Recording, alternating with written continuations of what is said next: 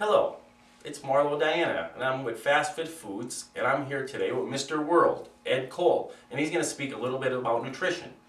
Take it away, Ed. Hi. Why should we eat for nutrition only if we can? For this reason. The only way that we can replace all of the vitamins, minerals, carbohydrates, and proteins that we've used up during the day is by replacing them with foods that are good for us. And why? Why should we not have foods with additives, chemicals, coloring? For this reason.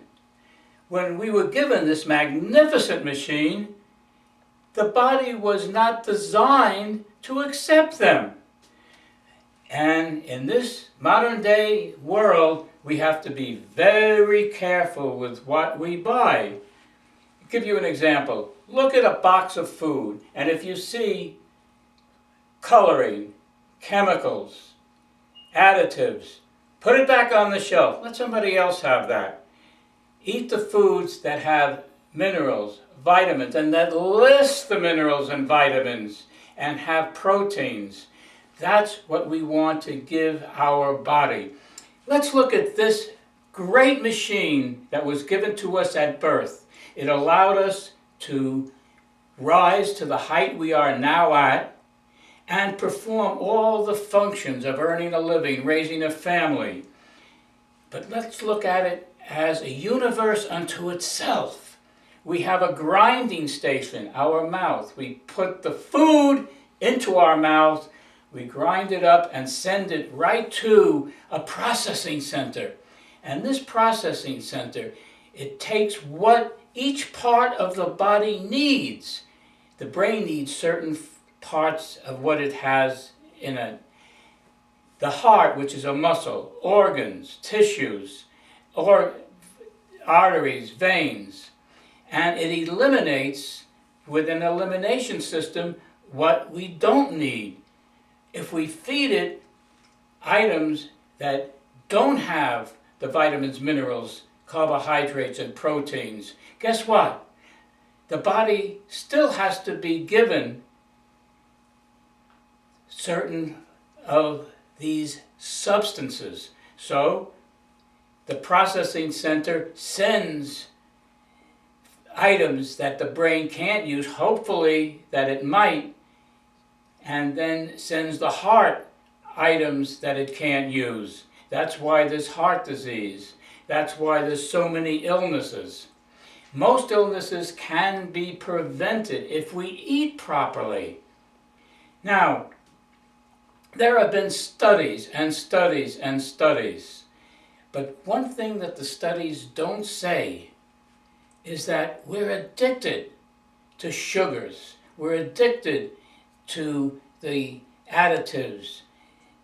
And we have to slowly get away from eating these items. I can't call them foods. People say to me, you know, Ed, you must be a very rich man. And I say, well, I'm not, but you tell me why you think so. Because you can afford to eat properly. Well, do me a favor. Take a piece of typing paper, fold it in half, put it in your jacket pocket, and every time you go out to work and you stop for breakfast, instead of brown bagging it, you have your eggs, you have your coffee, you have your donut, you have your sugar in the coffee. Write down how much it costs with tip. When you have your coffee break, write down how much that costs. Your lunch, how much that costs. At the end of the day, total it up. Remember, we live 7 days a week, not 5. At the end of the week, you total it up, and you will find that you spend at least $60 to $70 a week on these items that you purchased from a store or a coffee shop or a restaurant. If you put that towards putting good items, food items in your basket, you'll be able to live very healthily. And remember that it isn't the amount of food you eat, it's the quality of the food. There's been so many studies that show us how to eat properly. I'll give you a quickie.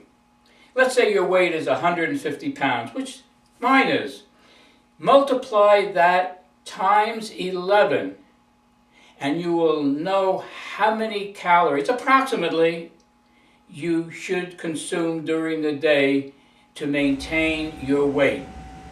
And there's been studies also that have proven that the less calories we have eaten, the better we are health-wise, and we can possibly eliminate diabetes 2, high blood pressure, high cholesterol.